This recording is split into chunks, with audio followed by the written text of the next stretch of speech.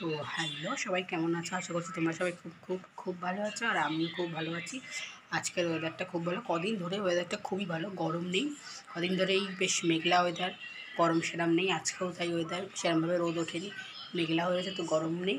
রান্না করতে কোনো কিছু করতে কষ্ট হচ্ছে না, বেশ ভালোই লাগছে। বাট সেটা আর কতদিন থাকবে, তো যাই যে কদিন থাকে সে কদিন তো আর না। তো এই যে রান্নাবান্না করবো, রান্নাবান্না সমস্ত মাছ করব, পাবদা মাছ আজকে, উচ্ছে কুমড়ো আর লাউ বড়ি দিয়ে লাউ ঘন্ট করবো, এটাই করবো। সেই যে, আর মেয়ের তো আজকে স্কুল ছিল না, ছুটি। মেয়ে এখন খেলছে, খাওয়া হয়ে গেছে, ওর ব্রেড খেয়েছে, ব্রেড বাটার এই খেয়েছে। আর আমি আজকে সেরকমভাবে কিছু খাইনি, কারণ ইচ্ছা করছে না খেতে একটু, তো জলই খেয়েছি আজকে, কিছু খাবোই না, একেবারে দুপুরবেলা খাওয়ার দাওয়ার খাবো। তো এই যে চলো, তো আজকে দেখো লাউ করবো, লাউটা দারুণ করছি, বড়ি দিয়ে লাউ করবো আজকে। আর এই দেখো উচ্ছে কুমড়ো করবো, আর বড়ি দিয়ে লাউ এই করবো। আর এটা হচ্ছে পাবদা মাছের ঝোল করবো কালো জিরে দিয়ে। এদিকে দেখো বিছানার অবস্থা এখনও গোছানো হয়নি, এবারে মাছটা বসিয়ে বিছানাটা গোছানো হবে। বিছানাটা গুছিয়ে নিই, কী অবস্থা।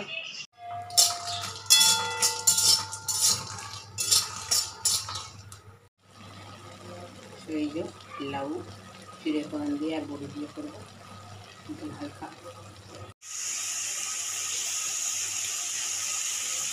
উচ্ছে কুমড়ো দেখো বসিয়ে দিচ্ছি, আর এদিকে দেখো ভাত ফুটছে। তারপরে মাছটাকে নুন হলুদ মাখিয়ে রেখেছি, এই যে মাছের নুন হলুদ মাখিয়ে রেখেছি, মাছটা করবো মাখা মাখা করে।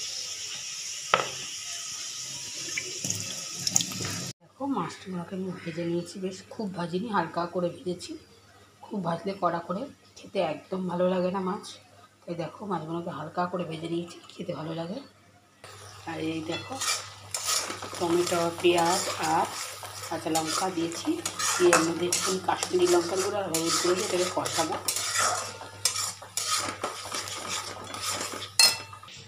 তো দেখো এদিকে মাছের জল দিয়েছি, জলটা ফুটে গেছে, এবার মাছটা দিয়ে দেবো, দিয়ে একটু ফোটাবো, আর উপরে ধনেপাতা দিয়ে দেবো।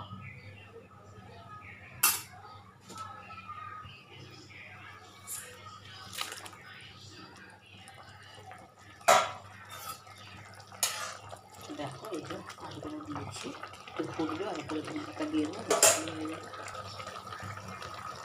ধনেপাতা দিয়ে দিচ্ছি, ব্যাস নাহলে মাছের ঝোলটা।